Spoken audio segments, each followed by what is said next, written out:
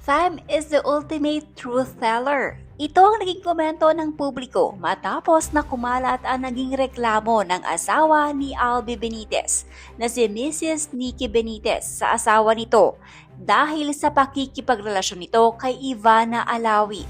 Ayon kay Mrs. Benitez, nung unang umano ay hindi siya naniniwala sa mga naglalabasang balita dahil wala naman umano siyang katibayan. Ngunit nang magsampa na ng petisyon si Albi Benitez upang ipawalang bisa ang kanilang kasal ay doon na umano niya nalaman ang buong katotohanan. Dahil nakasaad umano sa petisyon ni Albi Benitez na bukod sa pagkakaroon nito ng 2 anak sa labas, ay inamin din nito ang relasyon nila ni Ivana Alawi na kung matatandaan ay mariin nila itong pinabulaanan sa naging statement nila. Kung ating matatandaan, sinabi noon ni Ivana na hindi siya ang napapabalitang girlfriend ni Benitez. Sinabi niya rin noon na hindi politiko ang kanyang karelasyon kundi negosyante. Sa statement naman ni Albi Benitez ay pinabulaanan din nito na may relasyon sila ni Ivana Alawi. Nilinaw nito na ang mga video na kumakalat na kung saan magkasama sila ni Ivana sa airport ay nagkataon lamang umano.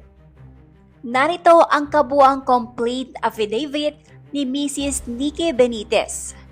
I hereby accuse Alfredo Albi Bantog Benitez, also known as Alfredo Abelardo Bantog Benitez, for violation of Sections 5 and Republic Act 1962, or otherwise known as Anti-Violence Against Women and Their Children Act of 2004. I was first introduced to the respondent in 1992 by my friend and now former brother-in-law, Manny Kabili, at the Euphoria Disco in Makati City. A few months later, the respondent asked me out and that marked the beginning of our dating relationship. At that time, I was employed with Continental Airlines.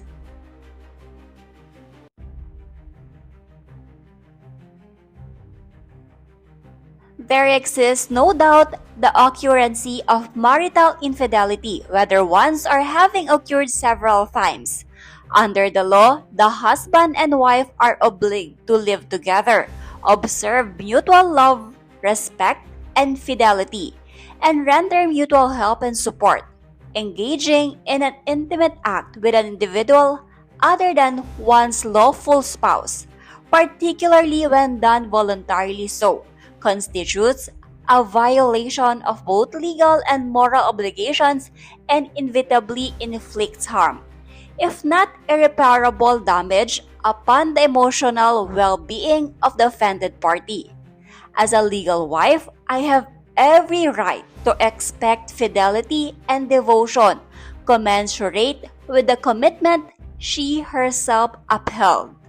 While I heard rumors of respondents' infidelity early on, I had no proof of such facts. It was only when I received the petition for declaration of nullity of marriage filed by respondent, and after reading the admission of respondent of having fathered 2 illegitimate children and his implied admissions of his current illicit relationship with Ivana Alawi, that I was able to confirm his marital infidelity.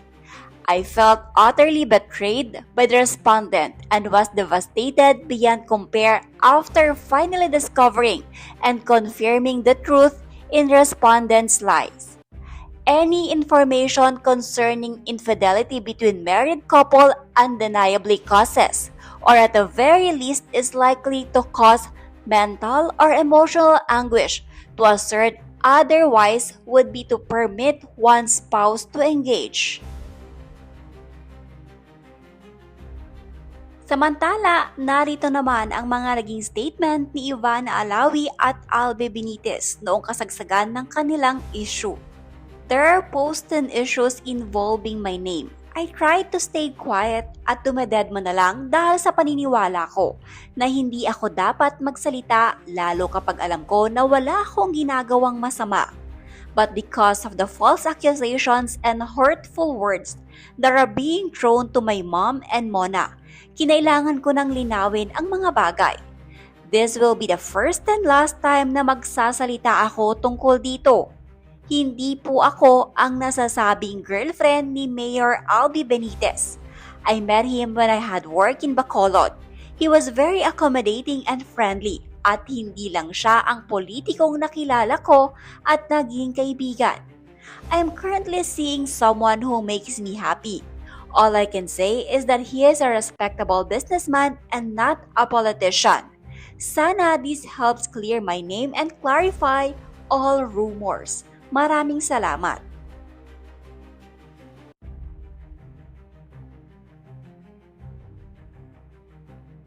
I am fully aware of the video footage that has been circulating which unfortunately does not accurately explain why I was in Tokyo. I went there on a business trip as stated in my official travel order. Speculations involving Ms. Ivana Alawi are untrue and only serve to put malice into what was clearly a chance encounter. I apologize to Ms. Alawi and her family who have been unfairly dragged into issues concerning my private life. There is no truth to any and all the rumors spreading, and I am settling the record straight to avoid further hurt and damage to them. Maraming salamat po.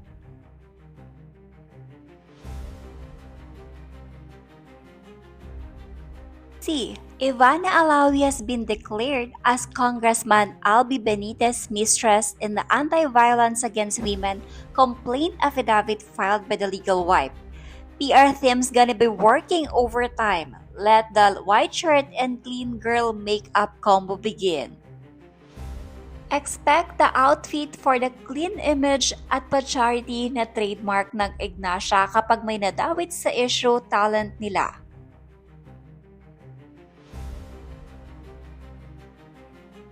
Sayang yung mga ginawang PR exercise ni Auntie Ivana in the past few months, yung mga pa-Thanksgiving sa press, PBB guesting at pamanang properties kunos ng Arabong tatay.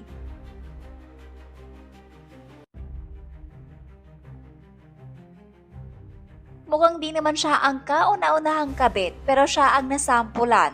Kasi na public ng kabit siya, di pa siguro tumigil.